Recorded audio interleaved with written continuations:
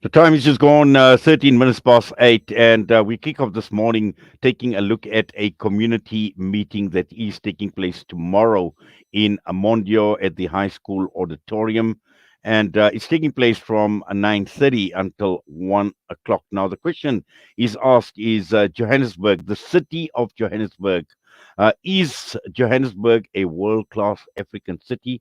Or is this a failed city? Is this going to be a city in catastrophe if it is not already? And this is what we are going to be unpacking this morning about the city in crisis. And the key issue is how does this impact on yourself, on myself, who are residents of the city? And we are now joined by environmental activists, water and climate change. We also with the organization Undoing Tax Abuse, Dr. Ferrial Adam. Dr. Adam, Assalamu alaikum wa rahmatullahi wa barakatuh and welcome. Wa alaikum salam, and thank you for having me on your show. Yes, what can we say about the city of Johannesburg? We've seen a disaster after disaster. We've seen residents weeks on end without water. We've seen gas explosions in the city. We've seen a building burned down. We hear of close on to 500 buildings that are totally unsafe, building hijackings. All of that taking place in a city that is proudly being proclaimed as a world-class African city, Dr. Adam. Yeah, I mean, I think it's a big concern. I think if we look at all that has been happening in the past few months, even the potholes become a small issue given the bigger kind of picture of what's going on, the hijacked buildings, the fact that some of those buildings are owned by government officials. So we need to, as citizens, I think we're saying enough is enough. We live in a province that has a budget, or a city that has a budget that's bigger than some African countries. So how can we be in the state that we are in right now with such amount of money? The musical chairs at council in itself is a problem, because as they keep fighting about who should be mayor, and they really don't care about who's in power, they and fixing the city, they actually just care about being in power. Sorry, that's what I wanted to say. Well, definitely, and we've seen even in the aftermath of the Marshalltown fire, when we just look at the finger pointing, the blame games, blaming on apartheid, blaming NGOs, just everybody fingers pointed at everybody else except Yeah. themselves. Absolutely. That kind of blame game, we're seeing it across the board. Even if you look at the water restrictions and the water issues that both City of Joburg and Tshwane have been having in the last couple of days, it's like if you ask Joburg Water, no, it's a fault of Rand Water. If you ask Rand Water, no, it's Joburg Water. It's all of them. They need to figure out how to deal with this with urgency. And, some are saying that there aren't skilled enough people in say, Joburg Water. We need them to account to the citizens that pay their salaries. And that is what I think this meeting that's happening in Mondio, there's a lot more of those kind of meetings. As outer, we've had a Joburg Can launch, which is the Joburg Community Action Network. We're getting groups just like the Mondio community and saying we can't speak as individual voices or just Ward 54 or Ward 88. We need to all start speaking together as a united force and make the change we want to see, because I have no faith that our local government can actually do what they need to do. Well, I think, both, in fact, all three tiers of government that we can look at. You speak of local government, but also looking at provincial, looking at national government. And I know Outer has been at the forefront of raising major concerns in terms of the monies people pay, whether we're paying by way of rates of taxes, whether we're paying normal taxes, whatever it is, and the whole abuse of public funds. And at the end of the day, getting absolutely nothing in return. Absolutely. And I think that is something that we need to watch. But we can make a big change from the local government level. Next year is an election year. And I think people must vote. They must vote, but vote smartly. Because I think we cannot end up in the situation. The city of Joburg has had how many mayors in the last year? And that kind of instability means that nothing's happening. There's no leadership. And we need to change that. Well, I think leadership, and also I think when I look at the banner advertising the event, it speaks about the action of accountability, and Mm. this is problematic, Dr. Adam. Yeah, it is indeed. I mean, there's no one that's taking accountability for anything that's happened. For me, in terms of the fire that happened in downtown Joburg, it's not enough to have another commission. I mean, seriously, you need another commission to figure out what went wrong there. Just ask civil society, ask the people who live there. They will tell you about the corruption. They will tell you about the living conditions. They will tell you that they've called on the city to fix things. They don't need a commission. We need people to start facing the music. So if you were the MMC for housing and these kind of things are happening, you need to be fired. For water, we have laid charges against the municipal manager and we've laid charges against the city manager, two managers. And we're saying to them, no, it's not enough that we go and charge the whole municipality because then you fine the municipality and that money comes from our tax money. We want people to be fired or charged for the kind of catastrophe we are facing these days. And that is the only way things are going to change. We can't charge a municipality and the same people keep on with their jobs doing nothing. Absolutely. And I think, when one looks at what is playing out in Westville, out in KwaZulu-Natal, where there is this rates boycott that is taking place, we've heard of the city manager giving himself an increase from 2.6 million to 3.9 million. Now, that speaks volumes alone, Dr. Adam. Absolutely. I mean, how can you even sleep at night when you take that kind of increase? And there are people who just don't have lights, they don't have water, they don't have housing, and it's because of you. And you still go around taking your increase. They should have not taken their increase. As leaders, they should have said, we are not going to take our increase. We are going to be putting it back into the city and building. And you're right, in KZN, there's people have started a rates boycott. I think it's complicated to have a rates boycott. It's one element of it, but we need to get together as communities, as different wards, and it is only then when we have thousands and thousands of people standing outside the city of Joburg offices and demanding change that things are going to change in our city. And we want it. We at that tipping point that if we don't act now, we're going to end up in a state where nothing's going to work. Well, And I definitely. think, And as you sorry, mentioned, we're at a tipping point, and this is exactly what the this event tomorrow is all about: is to highlight why the city is in crisis, but more importantly, what can be done. And I know you being the guest speaker, I wouldn't want to preempt what you're going to be saying, but I'm sure you're going to be sending a very, very strong, a very, very powerful message, Dr. Adam. definitely tomorrow's meeting. It's. I mean, look, my focus is water, but I am also looking at community organizing in general and activism and actioning our kind of our getting hope back into people, saying that we do have the power to make change. But I do want to highlight some of the issues that have been happening around water, which I think when people see it, they get such a fright.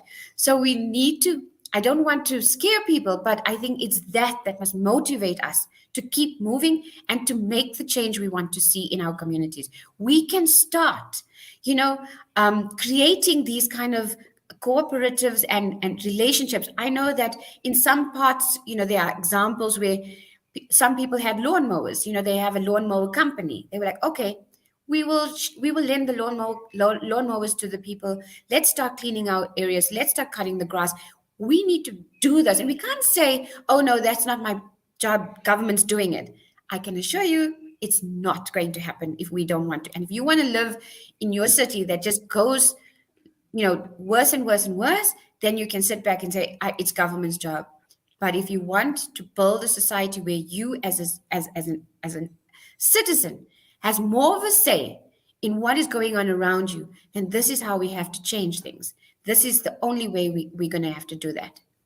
Yes. Also, Dr. Adam, this is a Ward 54 community meeting. and looking at communities right across the entire country. And we need to have more meetings like this. We see a lot taking place on social media, on community groups. We see a lot of keyboard warriors springing up. But when it comes to, and I'd like your thoughts on social activism, Mm. particularly when these are issues, and this is exactly an initiative that is social activism. Do you think that communities need to start featuring more and more prominently? We need to have a lot of more of these type of engagements to make our position, to make our points clear. Absolutely. I think that, there's power in social media, there's power in the keyboard activism, as you say, but I think that there's nothing that having physical meetings, seeing people, talking to people, sharing the experience. When we launched, Joburg Can, which is the Community Action Network, just within that room of about 100 people, there were people who were like, I have direct contact with JMPD, we call on this, we do this. And you can, touch on that experience and share that knowledge. So the one community said they have a good relationship with JMPD where they take down all illegal posters and they've cleaned up their ward. Those kind of links can happen everywhere, so you can start doing it everywhere. So I do think that social activism is the way to go. I do think that community meetings, to if government is not going to keep us informed, we have to find the information and keep ourselves informed and know what is going on around us, so that we're not just complaining, so that we actually can pinpoint. It's the same thing we're doing with water. Why test your water when you know the water is polluted? Okay, your tap water in Joburg is fine, but in the rivers and streams, because it gives us the data to hold government accountable. It gives us the knowledge to say, actually, when I tested last week, it was clean. What is happening this week that is not clean? That kind of information is power. And we mustn't forget that. The old age saying, knowledge is power and numbers is power. So when we go and call for a protest outside City of Johannesburg, we want the numbers. We want people to come and show their support in any way they can. Even if you drive around and you can't make it to that protest, or if there is a protest, put up a poster in your car saying we support the protest. That's the kind of social activism we want to see. We want people to walk around the city and say, and actually smile at each other because you have the same t-shirt or the poster that says we in it together. Dr. Adam, what is your biggest fear looking at Johannesburg, a city in crisis, in terms of what we see right now and where we are heading? What is your biggest fear as far as the city goes? My biggest fear is that the politicians we have in power do not grow up and actually manage the city with maturity. This musical chairs that's going on in City of Council is damaging to all of us. And if they don't do that, there's no political will to actually fix City of Joburg. And that's my biggest fear. But I think I'm very hopeful, Inayet, that if groups like the Mondio community, there are groups around the City of Joburg that are just fed up and they are organizing, and that's given me hope. I mean, if you spoke to me 2 weeks ago, I'd be like, I really don't know what we're going to do. But these groups coming up all the time and, fast and furious, and also have good examples and hopeful examples of what they're doing on the ground, that has given me hope that things will change. I do think that a lot of things are going to be politicized as we move towards the elections. We need to be smarter. We need to be completely smarter about how we vote and what we're voting for. And for me, if City of Joburg is still falling apart, we must actually ask for them to be removed and fired. Fire people. Like, if you're not doing your job, you can't be in a job and get 3 million rand salary and not do your job.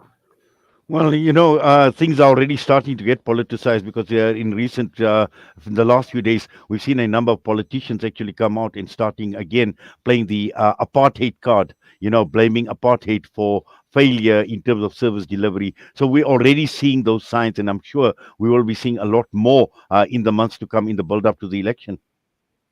Absolutely. I think that, look, there are some elements that apartheid has affected what has happened in our lives, but over the last 30 years, They've had time to fix it. And what we're talking about has nothing to do with apartheid. It has to do with mismanagement and corruption and just not being attentive to society. Yes. Now, I'm just looking at a number of organizations that feature on this banner, and in terms of this meeting, we're looking at organizations like Action for Accountability, co-funded by the European Union. We look at the Ahmed Kathrada Foundation, Accountability Lab South Africa, the Public Service Accountability Monitor, and obviously OTA being at the forefront of a number of these type of engagements as well. So, when you speak about organizations, about people coming together. And this is the way, I suppose, Dr. Adam, to go, where we look at like minded organizations, but also those that can make maximum impact. Absolutely. I mean, the Amakathara Foundation has also started pulling groups together and saying that, from across the city. And that was, they had a meeting about a month ago with groups from as far as, Orange Farm, Lenasia, Soweto, and in the city, and then the northern suburbs. It was a really, really strong meeting. And I hope that that goes forward together with Joburg Can. I think we're covering quite a bit of Johannesburg, and we can make that difference. And I do appreciate, I think that the Mondio community being organized, doing these proactive things and talking about the things that are hard to talk about is important. And it's what is needed and how we're going to get that change we need. Well, Dr. Ferrial Adam, we say Jazakallah to you once again. And just to reiterate and just to remind our listeners and our viewers this morning, this is a meeting that is taking place tomorrow from 9:30 a.m. to 1 p.m. The venue is at the Mondio High School Auditorium, and it is taking place on Saturday. Tomorrow, Dr. Ferrial Adam will be the guest speaker, and we trust and hope that all goes well, Dr. Adam. But for now, we thank you. We say Jazakallah for your time. Assalamu alaikum wa rahmatullahi wa barakatuh. Wa alaikum salam. And thank you again so much for having me on your show. Well, that brings us to 8:30, and we're going to go for a break. And we are going to be linking up with the sad killing that we've heard, the callous, the murder of two young Hufas out in Cape Town. And we will be talking with with a mufti out of Cape Town this morning, and taking a look at the sad demise. We know that mayors, the funerals will be taking place this afternoon at around 3:30. So when we come back, we will be paying special tribute to Hafiz Umar Majid and Hafiz Tawfiq Cunnings, rahimahumullah.